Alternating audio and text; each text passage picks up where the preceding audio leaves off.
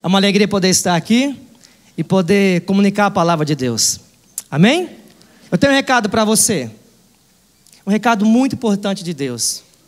E esse recado, quando eu estava orando ao Senhor essa semana, por volta das 3 horas da manhã, eu tive a convicção da mensagem que Deus me entregou.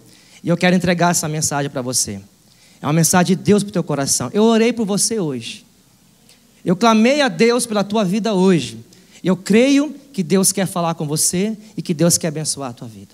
O pastor Jacó estava falando na questão que nós vamos chegando no final do ano, melhor dizendo, e a gente pensa em reformar algumas coisas, não é verdade? A gente pensa em reformar o guarda-roupa, né? Trocar algumas coisas.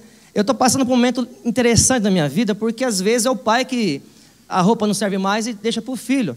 Meu filho agora, a roupa dele não está servindo, está passando para mim. Só que é umas camisas que não dá para usar, sabe? Tem umas camisas lá que eu tenho até vontade de usar, mas eu falei, mas não encaixa. Não dá certo, né? Com quarentão não dá certo. Mas pensamos em reformar várias coisas, o sofá, a cozinha, aquela cozinha planejada, sabe? Que a irmã está querendo, a mulher está pedindo tanto para o marido, chegou a hora da reforma. Reformar a casa. Mas o recado de Deus para mim e para você nesse final de ano é que nós precisamos reformar a nossa vida. Nós precisamos reformar o nosso coração, as nossas atitudes, as nossas amizades. Precisamos dar uma reformada na nossa fé. Mudar algumas coisas. Nossa comunhão com Deus, nossa vida devocional, nossa consagração diária, nosso compromisso ministerial. Porque nós pensamos em tantas coisas, mas é a nossa vida com Deus. Vamos chegando no final do ano e como está a nossa vida com Deus? Por isso que quando eu orava, Deus falava para mim sobre uma reforma urgente.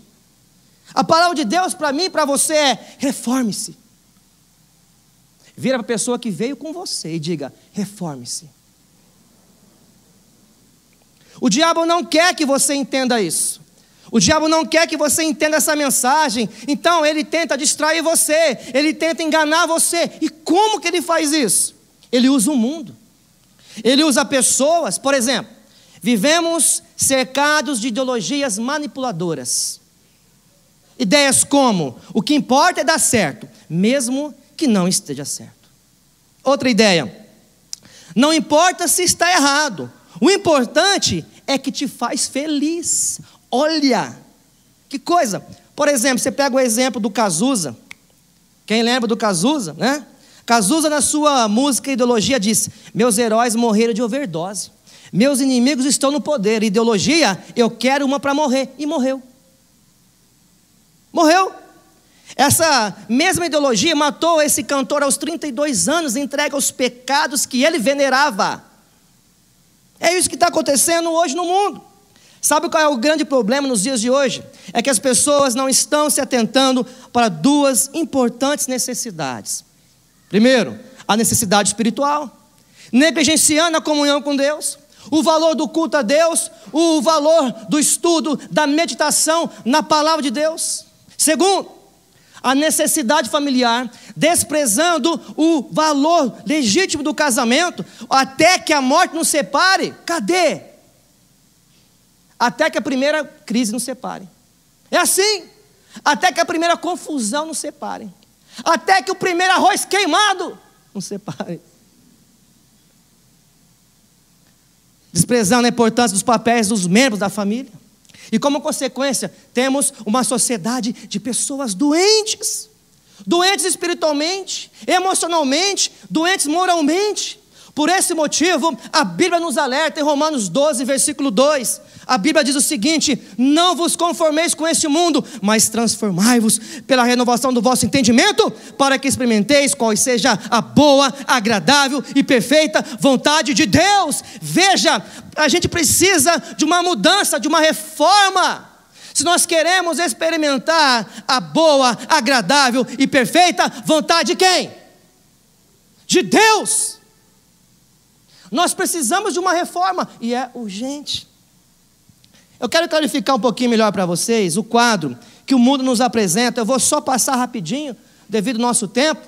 Mas vivemos hoje, por exemplo, um colapso das crenças.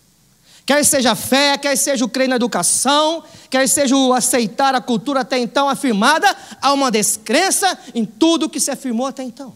Segundo, olha o que o mundo propaga, olha a ideologia, a busca de novidades exóticas.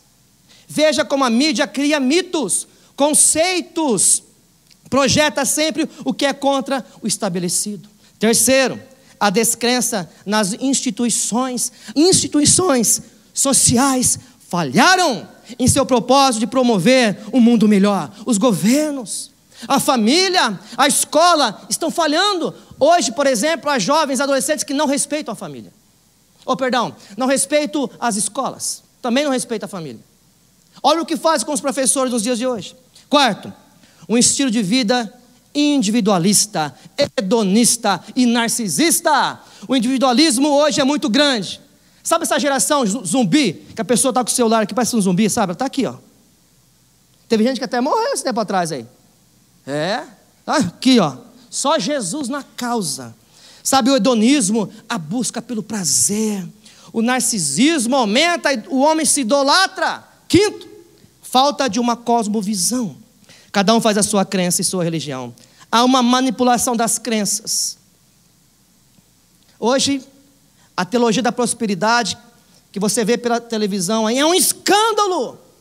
Estão criando cada coisa. Sexto, a substituição da ética pela estética. O mundo premia o exterior e não o caráter. No mundo de hoje, a aparência é tudo, não o que você é. A aparência é mais importante. Nós precisamos de uma reforma urgente, pois como nós vamos vencer o mundo? Uma reforma exige uma decisão firme da nossa parte. Reformar é mudar, é melhorar, é reparar, é aperfeiçoar.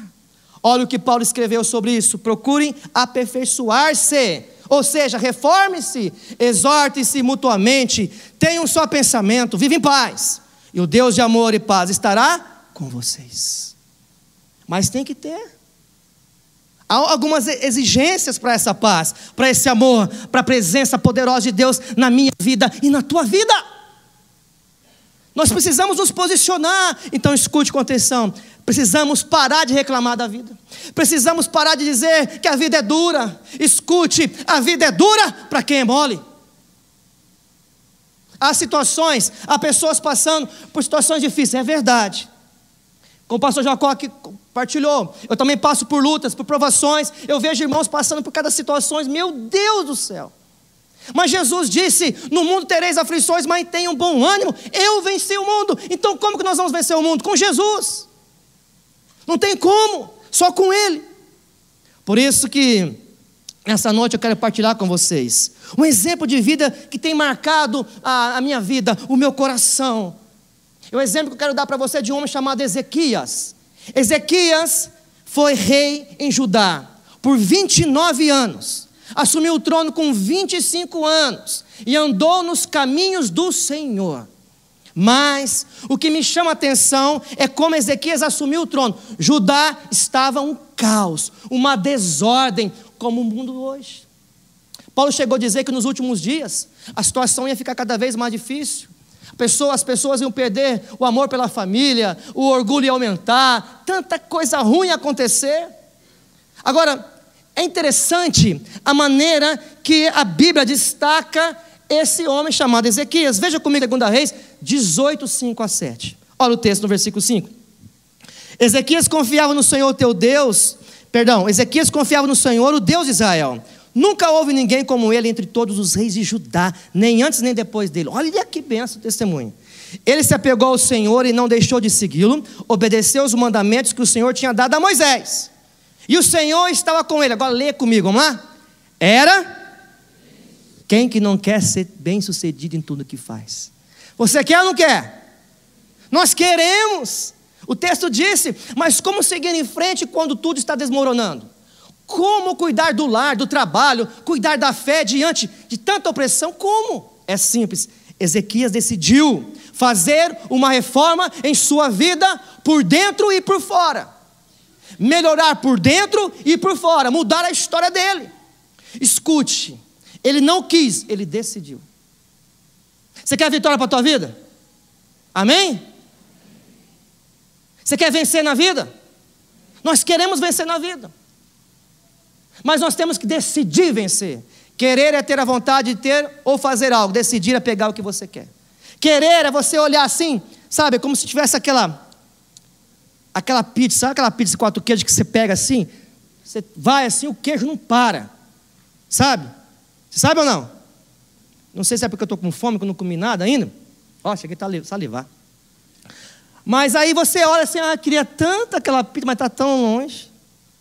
Decidir, você fala assim, eu quero a pizza, eu vou lá e pego. Nós temos que decidir. Tem pessoas que estão sempre dizendo assim, eu queria tanto fazer exercício. Eu queria tanto fazer exercício. Mas não decide fazer.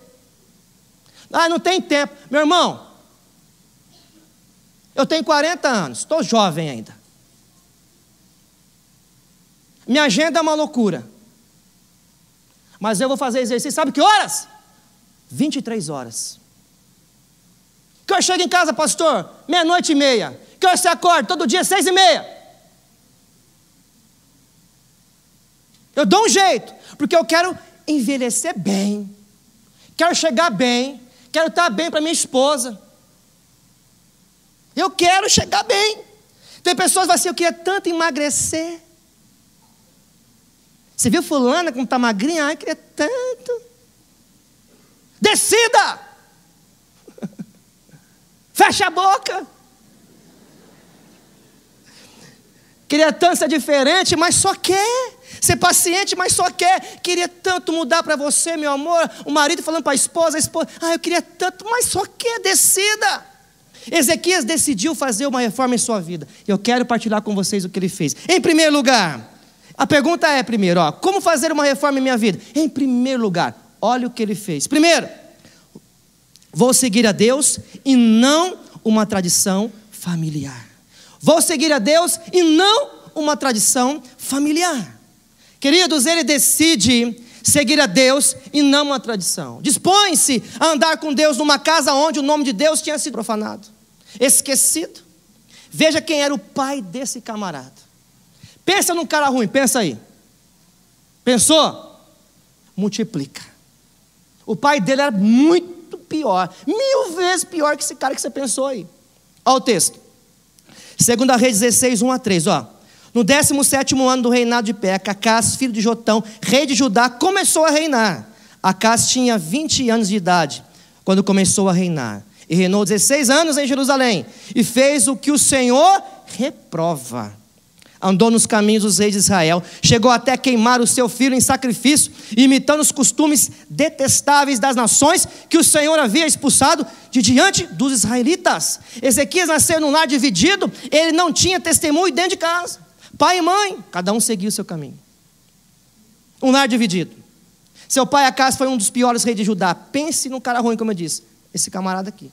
Para muitos, Ezequias seria o que vemos hoje. Tal pai, tal filho. Vai ser igual o pai. Ele tinha tudo para seguir os mesmos erros do pai. O destino já tinha traçado. Tudo. Ezequias vai ser um fracasso. Como o pai dele foi. Acás, aos 16 anos no poder, só fez o que desagradava a Deus. Permitiu idolatria em Jerusalém. Propagou a adoração a Baal. Como nós vimos aqui no texto, chegou a sacrificar o filho, oferecendo a um Deus pagão. Profanou o nome de Deus. Foi nesse meio, nesse caos, que este homem se torna rei. Ezequias precisava de apoio. Ezequias precisava da família. A sua carreira agora era muito importante, o apoio do pai. Mas como conseguiu o apoio do pai? Dessa forma. Tudo em sua volta estava podre, desmoronando. Escute com atenção essa noite. Escute, presta atenção. Presta atenção. Pode ser que você tenha nascido em um lar conturbado como esse. Um lar que talvez faltou amor para você. Um lar que talvez faltou apoio para você. Talvez você não teve o apoio que você precisava. Eu nasci num lar que eu ouvi muito dos meus pais. Minha mãe falava que eu era um menino violento. Minha mãe adorava que eu brigava. Minha mãe adorava essas coisas. Eu nasci num lar ouvindo que era uma desgraça. Quando meus pais se divorciaram, eu tinha 14 anos. Meus pais se divorciaram, cada um pensava na sua vida. Deixaram eu jogado para o canto. Eu me revoltei. Quanto mais eu precisei de apoio, eu fui morar sozinho em Curitiba com meus amigos. 15 anos, morando sozinho com um amigo. Meu destino já estava traçado. O destino de Ezequias já estava traçado aos olhos dos homens. Talvez você nasceu num lar cheio de bebida, seu pai foi um alcoólatra, sua mãe uma mulher depressiva, seus irmãos viciados, um lar violento, um lar onde tudo era difícil. Pode ser que você foi humilhado na sua infância, sofreu talvez até algum tipo de abuso, e você ainda sofre traumas do passado. Lembre-se, pode parecer mais difícil ou mais complicado do que para alguns, mas sua vida não pode ser determinada pelas decisões erradas dos outros. Sua vida é determinada pelas suas decisões.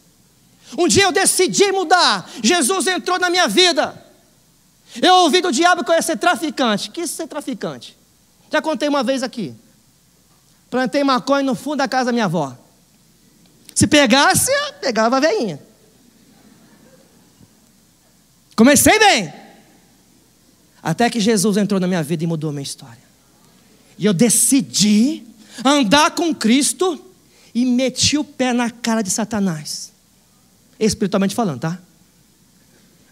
Sabe, Deus começou a transformar a minha história, mudar a minha história, e isso estava acontecendo na vida de Ezequias. Pode ser que você tenha ouvido: você vai ser como seu pai, sua mãe, um derrotado, um viciado, um fracassado. Mas escute o toque divino esta noite. 2 Coríntios 5, 17, 18, a Bíblia diz: portanto, se alguém está em Cristo, é nova criação, as coisas antigas se passaram, eis que surgiram coisas novas. Versículo 18, tudo isso provém de Deus, que nos reconciliou consigo mesmo por meio de Cristo. Aleluia! Não é o destino que determina quem você vai ser, é você. Se você confiar em Jesus, é Jesus que vai cuidar de você. Ezequias decidiu dar um basta naquela bagagem passada e tomou a decisão de seguir a Deus e reformar a sua vida. O diabo tentou levar ele para o mesmo caminho que o pai, mas ele estava decidido. Escute, a caneta que escreve o seu futuro não é o destino. A caneta que escreve o seu futuro está nas mãos de Deus. Esta é a noite da vitória para a tua vida. Essa noite você sai daqui vitorioso. Parar de acreditar na mentira do diabo. Olha o que Deus tem para você. É grande, é lindo. Olha só, a caneta que escreve o seu futuro está nas mãos de Deus. Então decida nessa noite, como Ezequias fez um dia. Segundo lugar, como fazer uma reforma em minha vida? Vou seguir a Deus e não a maioria. Certo escritor, em um dos seus livros, disse o seguinte: não sei o segredo do sucesso, mas eu sei do fracasso. É tentar agradar todo mundo. Interessante que Ezequias dispôs-se a andar com Deus num tempo em que os demais estavam em decadência espiritual. Olha comigo 2 Reis 19, 9 a 12. No 4º ano do reinado do rei Ezequias, o 7º ano do reinado de Oséias, filho de Elá, rei de Israel, Salmaneser, olha o nome, rei da Síria, marchou contra Samaria e a cercou. Ao fim de 3 anos, os assírios a tomaram. Assim a cidade foi conquistada no 6º ano do reinado de Ezequias, o 9º ano do reinado de Oséias, rei de Israel. O rei assírio deportou os israelitas para a Síria. Isso aconteceu porque os israelitas não obedeceram ao Senhor, seu Deus, mas violaram a sua aliança. Ezequias não. Ezequias nos ensina que o homem não é produto do meio. A sociedade de Israel e Judá estava em total decadência entre a apostasia religiosa e a decadência moral. Mas Ezequias se dispõe a andar com Deus e fazer uma aliança com Ele. Reformar a sua fé foi a decisão certa que esse homem tomou. Escute, é uma decisão minha e sua a quem seguir. Quem você decide seguir? O diabo vai colocar alguém do seu lado para dizer, ele vai tentar. Todos estão fazendo isso. Se todos estão fazendo, não deve ser tão ruim assim. Eu vejo nos dias de hoje, por exemplo, pessoas se precipitando nos relacionamentos, namoro precoce. Ah, mas todo mundo está namorando, né? Na escola, todo mundo, na faculdade, meus amigos, eu tenho que namorar também. Oh Deus, manda um ungido, uma ungida. Pode ser o Shrek, Senhor, não tem problema, eu estou precisando. Aí, tem gente que fala assim, pastor, estava aconselhando uma jovem, falando para ela dos perigos. Ela disse, mas pastor, ele é um anjo. Escuta aí. O diabo também era um anjo. E olha o que deu. Cuidado com esses anjos aí. Abre o teu olho, querida. Abre o teu olho, querido. Cuidado. Todos estão fazendo, não sou todos. Ezequias também foi pressionado a seguir a maioria. E pode ser que Ezequias até tenha ouvido. Você precisa fazer uma aliança como seu pai fez. Você precisa montar um exército. Para de gastar dinheiro reformando a igreja. Para esse negócio de igreja. Olha, o povo está falando a Ezequias. Sabe? Você não vai fazer nada. O povo está comentando. Tem outras prioridades. Você fica aí agora nesse negócio aí de igreja. Para com esse negócio aí. Você vai se dar mal. Diante de tudo isso, olha o que ele fez. Ezequias priorizou o seu relacionamento com Deus. Ezequias priorizou a casa de Deus. Ezequias priorizou o mais importante. Jesus disse, buscar em primeiro lugar o reino de Deus e a sua justiça, e todas as demais coisas vos serão. Se você buscar em primeiro lugar o reino de Deus, Deus vai cuidar das outras coisas. Deus vai cuidar de você. Ezequias estava entendendo isso. Ele não andou como os jovens da sua época. Ele não fez como a maioria. Como eles estavam fugindo. Eles estavam vivendo uma vida longe de Deus. Eles estavam divididos. Não, Ezequias não seguiu a tradição da família. E não seguiu os seus amigos. Ah, mas sabe, tem gente que, sabe o crente camaleão? Cada lugar, ele é um movimento. Sabe, cada lugar ele é um tipo de pessoa. Não. Ezequias decidiu fazer tudo certinho. Ser cristão não é seguir uma religião. Ser cristão é seguir Jesus. Ser cristão é andar com Cristo todo dia. É começar o seu dia com o joelho na presença de Deus. É começar o seu dia renovado. Querido, ser cristão é seguir Jesus. E nós vemos aqui Ezequias, ele decidiu seguir a Deus. E não a maioria. E você nessa noite? Quem você vai seguir nesse final de ano? Tem um monte de festa por aí. Festa na empresa, família reunida. É a hora de você mostrar quem você decide seguir. Terceiro, como fazer uma reforma em minha vida? Em terceiro lugar, vou seguir a Deus e não o conformismo. Essa foi uma decisão que eu acho muito importante na vida desse homem. Nós lemos no início da mensagem o que Paulo escreveu. Era uma posição firme do apóstolo Paulo. Ele disse, não vos conformeis com o mundo, amém? Não vos conformeis. Não é para fazer o que o mundo está fazendo, é para renovar a mente, porque a batalha começa aqui, a guerra é aqui. É aqui, né? Renove o entendimento para que você experimente a boa, a agradável e a perfeita vontade de Deus. O que significa conformismo? Atitude ou tendência de aceitar uma situação incômoda ou desfavorável, sem questionamento, nem luta. Passividade. Está tranquilo. Está beleza. Ezequias foi pressionado de todas as formas a fazer uma aliança com seus opositores. Ou seja, se conformar com a situação. Está difícil? Tá beleza, deixa assim então. Não, é melhor não mexer, né? Vai que eu mexo. Se conformar. Esses dias eu estava em casa e o irmão da igreja foi fazer um serviço lá. E ele falou, pastor, a caixa de gordura está cheia. Tem que limpar. Eu falei, beleza, ó pastor, é caro, hein? É uns R$500 esse negócio aí. Eu falei, é? Beleza. O que eu fiz? Eu abri aquela caixa de gordura. Meu irmão, tinha um alien lá dentro. Versus predador. Tinha um monstro. Aquele fedor que eu... Falei, Jesus, e agora? Quentão?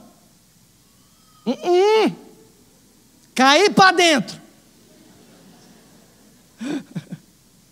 Caí para dentro, meu irmão. Falei, não vou me conformar com esse negócio aqui não. Eu vou limpar isso. Não dava para pagar? Eu vou limpar. Limpei. Quase 2 horas tirando gordura. Desmanchando aquele alien. Não foi fácil. Fiquei fedendo uns 3 dias. Mas não me conformei. A ideia maligna que está por trás do conformismo é uma só. Não precisa mudar tudo. Sabe, meu querido, o diabo vem para você e fala assim, não, rapaz. Agora fez com Eva. Não é assim que Deus disse, não. Você pode andar com Jesus e ir para balada de vez em quando. Você pode andar com Jesus, queridão, e fumar o cigarrinho do Satanás. Você pode andar com Jesus e encher a cara uma vez por semana no bar do Zé, com os amigos, porque que pecado tem, rapaz? Você pode, não precisa ser fanático. Essa é a ideia maligna. Tem gente que acredita no diabo. Porque tem gente que fala que ama Deus, que anda com Deus, mas quando ele bate o dedão do pé de manhã na cama, quem ele chama? Satanás! Ô diabo! Escute com atenção, querido. Ezequias sabia quem ele era. Sabia que para ser bem sucedido, ele precisava de uma reforma, ele precisava de Deus. E tinha um inimigo muito grande contra a sua reforma espiritual, era o conformismo. O conformismo vem aliado do achismo. Ah, eu acho que deve ser assim. Ah, eu acho que é melhor do meu jeito. Eu acho que, eu não acho nada. Se a Bíblia diz que é um ponto final, não vai colocar vírgula lá. Se Deus está dizendo assim, é assim. Não é o que eu acho. É o que a Bíblia diz, a questão é essa. Ezequias estava tão decidido, ele estava tão firme com a sua reforma, que ele toma duas decisões importantes. Primeira decisão, Ezequias fez uma reforma em casa, na sua casa. Ele se apegou a Deus, restaurou o seu compromisso com Deus, buscou aprender mais sobre os mandamentos de Deus. Segunda decisão, Ezequias fez uma reforma na casa de Deus. Tudo que o pai estragou, tudo que o pai fez, ele começou a restaurar, quebrou os ídolos, tirou toda a imundícia da casa de Deus, santificou os obreiros, restaurou o dízimo na casa de Deus, celebrou a Páscoa com grande entusiasmo. Tudo isso fez Ezequias. Olha o que ele está fazendo. Ezequias fez o quê? Fez o que deveria fazer, e mais tarde, ele não deixou para outro dia. Ele não deixou para amanhã. Amanhã eu vou, amanhã eu falo. 2019 é o meu ano. Esse ano eu vou ainda. Mas 2019, pastor, 2019 eu estou dentro.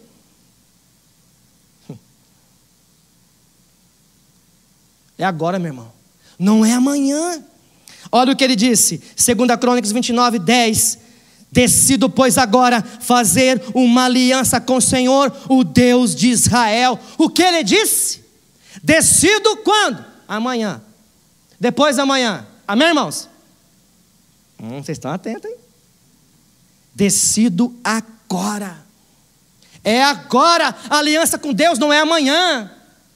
É agora. Ezequias sabia que uma fé que não investe tempo e valores já se tornou religiosidade morta. O diabo tentou levar Ezequias a se conformar. E talvez ele vai tentar levar você a se conformar que o seu casamento está em crise e que não é para você fazer nada. O diabo vai tentar levar você a se conformar com uma vida sem devoção, menos oração. Você não tem que ler a Bíblia todo dia. Isso é coisa de pastor. Você não tem que ler a Bíblia. O diabo vai tentar levar você a se conformar com uma vida sem culto. Não precisa ir para o culto. Agora você pode ouvir o culto pela internet. É tomar a Santa Ceia pela internet. Agora, se conformar com isso. O camarada está lá em casa, aí ele começa a ceia, ele está lá, de bermudão, sem camisa, tomando um trem estranho, aí vai, agora é a ceia, agora é a ceia. Misericórdia. Nós precisamos investir na nossa fé. Você precisa investir na tua fé. Você não está aqui assistindo o culto. Você está aqui prestando um culto para Deus. O culto precede a bênção de Deus. Eu aprendi isso com o pastor Jacó em 2006, quando eu cheguei aqui em Maringá. O culto precede a bênção de Deus. Deus vai te abençoar. Não negocie os valores. O motivo que precisamos de uma reforma foi porque nós precisamos andar com Deus de verdade. E Ezequias decidiu andar com Deus de verdade. Ele decidiu. Não se conformou com o que estava acontecendo à sua volta. Em último lugar, para terminar, como fazer uma reforma na nossa vida, em minha vida? Vou seguir a Deus e não as circunstâncias da vida. Há problemas que nos abalam, não é verdade, queridos? Há provas que são difíceis. Há situações que são complicadas. Quem assistiu o filme do Rocky, o lutador, Rocky Balboa? Lembra do Rocky Balboa? Rocky 1, Rocky 2, 3, 4, 5, 6, 7, 8, 9, 10. Não, até o 5 só, né? É até o 5? Quem já assistiu, levanta a mão. O 1, só os velhinhos. Igual eu. Tem uns irmãos aí que não estão tão assim, né? Só os velhinhos. Tem uns que assistiu, mas não quer levantar, não. Não vai falar que eu sou, né? Mas eu não sei se eu vou lembrar direito da frase. Mas tem uma frase do Stallone, do personagem dele lá, o Balboa, o Rocky Balboa, né? Que ele dizia assim: não é quanto soco na cara que você dá, mas é o quanto de soco que você leva e continua de pé. É isso que faz um vencedor. Eu achei isso interessante, porque tem a ver com a fé também. Porque quando a gente olha para Ezequias tomou tanta pancada na vida, como talvez alguns hoje nessa noite. Eu conheço história de pessoas, meu Deus, são inspirações, exemplo de fé para mim. Então Ezequias tomou muita bordoada, muito soco na cara, cercado por um forte inimigo, e ele chegou a orar assim, diante de tanta pancada, sabe? Ezequias estava numa luta tremenda, ele orou, e parte da oração dele está em 2 Reis 19, diz assim, ó: agora, Senhor, nosso Deus, salva-nos das mãos dele, para que todos os reinos da terra saibam que só tu, Senhor, és Deus. Aleluia! Pode aplaudir o Senhor. Só tu és Deus, Senhor. Depois de muita bordoada, sabe, cercado, o seu entorno era complicadíssimo. Minha esposa partilhou um pensamento comigo que eu achei interessante. O pensamento diz, ó: navios não afundam por causa da água que está ao seu redor. Navios afundam por causa da água que entram dentro dele. Ou seja, não deixe que as coisas que estão acontecendo ao seu redor invadam a sua vida e afunde você. Eu achei isso fantástico, porque isso estava acontecendo com Ezequias. Ele teve que tomar a decisão, não deixar essas lutas, dificuldades, essa opressão maligna atrapalhar a vida dele com o Senhor. Tinha um inimigo poderoso que estava tentando dominar esse homem. O nome dele é Senaqueribe, o rei da Síria. Já havia conquistado 40 cidades entre a Síria, Israel e Judá, conhecido pelo seu poder de guerra. Era temível. Seu exército era de 200 mil soldados.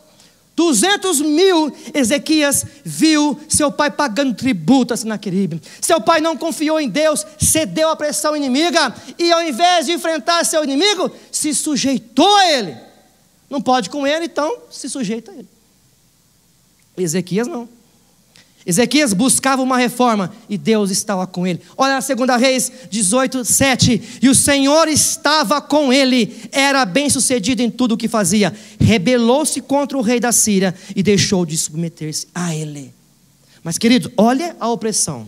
Ezequias sofreu uma forte opressão. O inimigo disse: não deixem que Ezequias os engane. Propagava, gritavam isso. Tentaram jogar Ezequias contra o povo. Segundo, ele não poderá livrar vocês. Ezequias não tinha um exército. A situação estava dificílima, estava complicadíssima. Estava falido Judá. A pressão continuou: venham fazer uma aliança comigo, eu vou cuidar de vocês, porque Ezequias não pode cuidar de vocês. O inimigo pressionou. Pode ser que você até tenha ouvido essa pressão. Nunca vai dar certo seu casamento. Nunca vai dar certo para você, a sua empresa. Você não vai conseguir superar essa luta. Você nunca vencerá o seu passado. Você nunca vai superar este trauma. Você não pode vencer essa luta, essa tentação é mais forte que você. Desista. Escute com muita atenção o toque, o poder de Deus para você agora. Olha lá. Mesmo quando você não pode fazer mais nada, Deus ainda pode fazer tudo. Mesmo quando eu e você não podemos fazer nada, Deus pode tudo.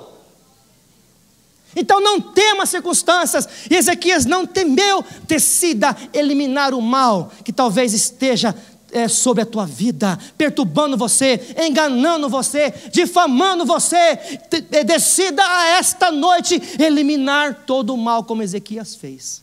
Eu acho fantástico quando eu li uma reportagem falando que o lema dos leões são 3. Primeiro, fazer parceria de vida. Segundo, proteger a família. Terceiro, eliminar o mal. Falei, puxa vida, isso aí é bíblico, meu irmão. Eliminar o mal. Ezequias decidiu seguir a Deus, não há circunstâncias. Decidiu, vou seguir a Deus, eu vou seguir a Deus, eu vou seguir a Deus. E olha o que aconteceu, olha o que aconteceu. Aleluia. 2 Reis 19, 32, 33. Portanto, assim diz o Senhor acerca do rei da Síria. Veja, ele foi e levou o quê? Sabe aquela música, vou levar meus problemas para Deus? Ele levou para Deus. Senhor, o meu problema é esse Senaqueribe. Senhor, não aguento com ele, é mais forte que eu. Tem 200 homens, Senhor, não tem ninguém. Mas, Senhor, Tu és poderoso. Olha o que Deus diz. Ele não invadirá essa cidade, nem disparará contra ela uma só flecha, aleluia. Não enfrentará com escudo, nem construirá rampas de cerco contra ela. Deus protegendo tudo, aleluia. Olha lá, olha o texto 33. Pelo caminho por onde veio voltará, não invadirá essa cidade, declara o Senhor. Quem cuida de você é Deus. Quando você decide, toma uma decisão firme, quando você não negocia, quando você não fica negociando seus valores, seus princípios, olha o que Deus faz. Mas Deus continua detonando o inimigo. Olha comigo o versículo 36. Então saiu. Quantos mil era o soldado de Senaqueribe? Quantos mil? 200 mil. Olha o que Deus faz. Então saiu o anjo do Senhor e feriu no arraial dos assírios a 185 mil, o anjo poderoso. E quando se levantaram os restantes pela manhã, eis que todos estes eram cadáveres. Eis que todos estes eram cadáveres. Quantos anjos Deus mandou? Fala, meu irmão, ajuda eu. Um anjo. Aleluia! Um anjinho. Muitas vezes na Bíblia Deus manda quantos anjos? Manda um só. Deus olha para os anjos assim. Vou dar um nome para o anjo, tá? Garcia, meu sobrenome. Ô anjo Garcia, vai lá. Põe aquele povo para correr. Vai lá. Mata só 185 mil. 15 mil deixa para testemunhar que quem manda aqui. E foi o que aconteceu. O rei volta para sua terra e é morto pelos seus próprios filhos. Ai daquele que se levanta contra o ungido do Senhor. O diabo só tem poder sobre a tua vida se você dá brecha para ele. Se você abrir a porta, ele entra, mas se você fechar, Deus é poderoso, meu irmão. A Bíblia diz que o diabo, ele está ao nosso derredor. A Bíblia não diz isso? Procurando uma oportunidade para nos destruir. Mas o salmista declara que o anjo do Senhor se acampa ao redor daqueles que o temem. O anjo do Senhor, Deus cuida de você quando você decide andar com Ele. Ezequias termina a sua reforma e olha o resultado. Vou ler novamente. 2 Reis 18, 7. O Senhor estava com ele, era bem sucedido em tudo o que fazia. É tempo de uma reforma espiritual, emocional. É tempo de mudar de vida. John Maxwell disse, para muitas pessoas, a tragédia não é a vida acabar cedo demais. A tragédia é esperar demais para que a vida comece. Hoje é a noite da vitória. Coloque seus questionamentos, suas dúvidas, suas dores aos pés da cruz. Ainda que você não encontre resposta, certamente você vai encontrar descanso, apoio de Deus. Deus estará com você. Porque nós já lemos essa noite que a caneta que escreve o seu futuro não é o destino. O meu destino estava traçado, o diabo já tinha feito tudo, enganado meus avós, enganado minha família, enganado minha mãe e meu pai, me enganado também, mas eu entreguei minha vida para Jesus, e a caneta que escreve o meu futuro está nas mãos do Senhor, e a caneta que escreve o teu futuro está nas mãos do Senhor. Então decida hoje, reforme-se. Vai chegar final de ano? Reforme-se. Comece o ano cheio da presença de Deus. Faça uma reforma na sua vida. Qual vai ser a sua decisão esta noite? O que você tem que entregar para Deus hoje? O que você tem que fazer hoje? Chegou a hora de mudar a tua história. Chegou a hora de vencer, enfrentar essa opressão que está sobre a tua vida. Talvez essa opressão que você vem sofrendo. Chega de acreditar nas mentiras do diabo. Chega! Se Deus é por nós, quem será contra nós? O problema é que as pessoas se concentram em quem? Em quem é contra eles. Mas a questão é, se Deus é por nós. Deus é com você? Então, não importa quem está do lado de lá, o que importa é quem está do lado de cá. E se Deus está comigo, maior é aquele que está comigo do que aquele que está no mundo, aleluia. Eu quero que você creia. Como eu disse para vocês, eu orei por vocês nessa noite. Clamei a Deus por vocês nessa noite. Os pastores estão orando por vocês. E os pastores estão clamando que Deus derrame do Espírito Santo sobre a igreja. Eu quero que você curva a sua cabeça. Eu quero orar por você. Senhor Jesus, eu entreguei a tua palavra, eu entreguei o teu recado, eu entreguei a tua mensagem. Eu sei que o Senhor está aqui nessa noite. Na hora do louvor eu senti a tua presença, Senhor. O teu poder já está se manifestando na minha vida na hora do louvor. Então nesse momento eu creio que o Senhor está dando vitória aqui. Há pessoas nesse momento confessando pecados. Há pessoas nesse momento que estão decididas a não se conformar mais com a crise no casamento, com a luta no trabalho, não se conformar mais com as mentiras do diabo, mas estão decididas nessa noite a andar contigo. O nosso Deus é maior que os nossos problemas. Eu não temerei. Faça uma aliança com Deus. Nesse final de ano, reforme a sua vida. Creia no poder de Deus sobre você. Missionária Central de Maringá.